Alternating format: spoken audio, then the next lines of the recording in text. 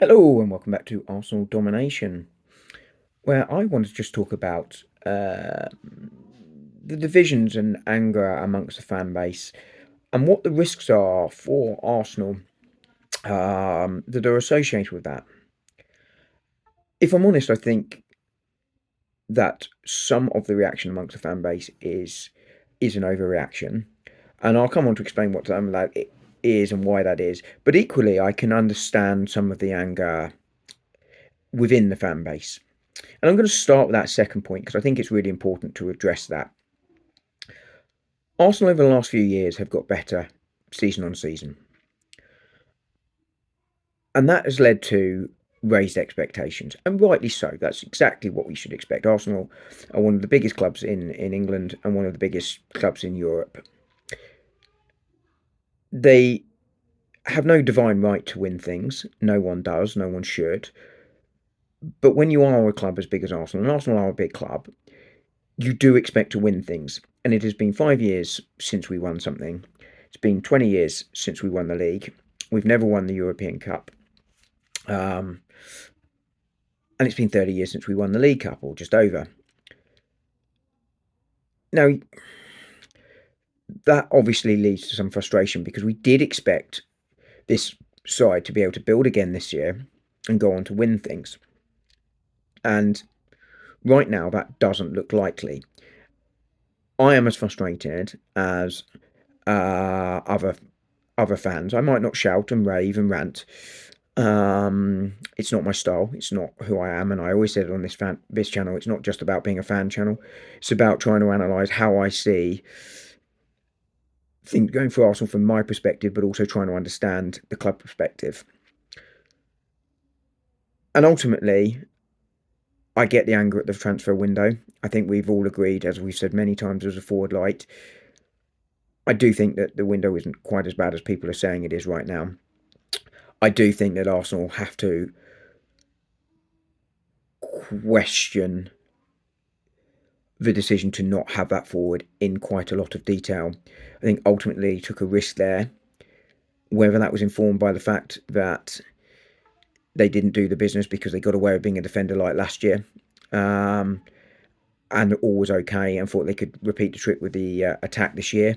Whether that was a conscious choice from the manager or Edu that they didn't want one because they couldn't get the target they wanted, and to some extent that's understandable, that you want the targets you want, but ultimately that's where you explore things like the loan market. That's why I've never had a problem with Raheem Sterling arrival, but you then have to question why you're sending everyone out on loan. Do I think Vieira's ever good off?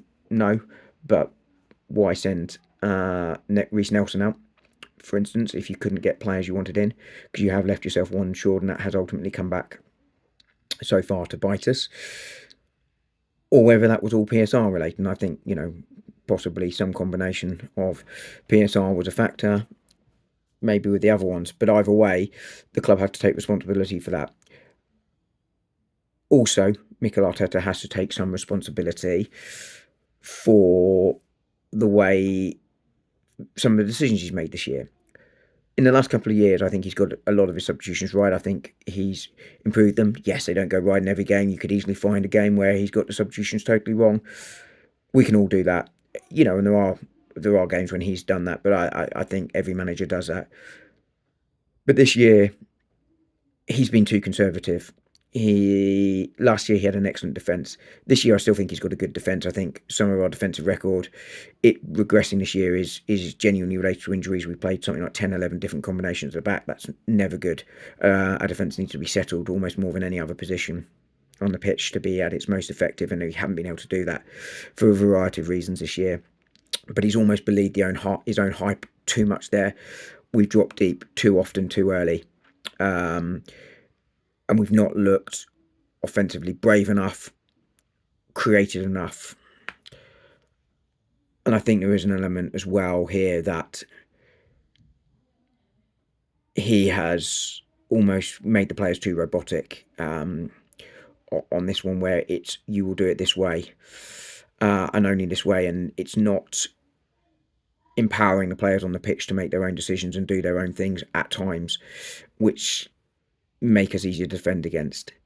And I think lastly as well, Mikel Arteta has to take responsibility. And again, I've been consistent on this point where if he doesn't fancy a player, he doesn't use them at all and drives them away, which I think has two negative consequences. One, it makes it harder to sell them or get good value for selling them. And secondly, it also creates you a position where they're not match fit and what have you, meaning that if you do need them, they're not sort of able to fill in as effectively as they might have, and limits your options off in the squad to make changes.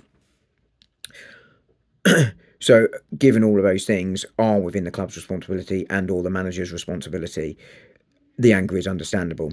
They are frustrations I share, and I can often be accused of being a homer and an Arteta fanboy. I don't think that's entirely fair, to be honest. I believe that Arsenal and Arteta are good enough to win things. That is true, but that doesn't mean that he can go without criticism. Where I do rail against is some of the over-the-top criticism, which brings me from the understandable frustrations and anger to the over-the-top anger that I've seen. And I think a lot of that relates to the fact that I've seen people say that Mikel Arteta is utter trash, doesn't know what he's doing, he's a terrible manager. I think some of that is an instant reaction, it's an instant emotional reaction, and again, understandable, but I just don't think it's accurate. Mikel Arteta has taken his side from the doldrums. He has improved it. They are then title challengers. They are, a massively improved side.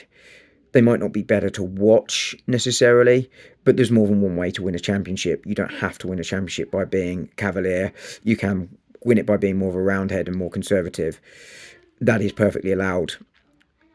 But, and I say but here, that when you don't win things, you are leaving yourselves open. But as I say, he has genuinely made things better. The squad is better. We are challenging for things right now.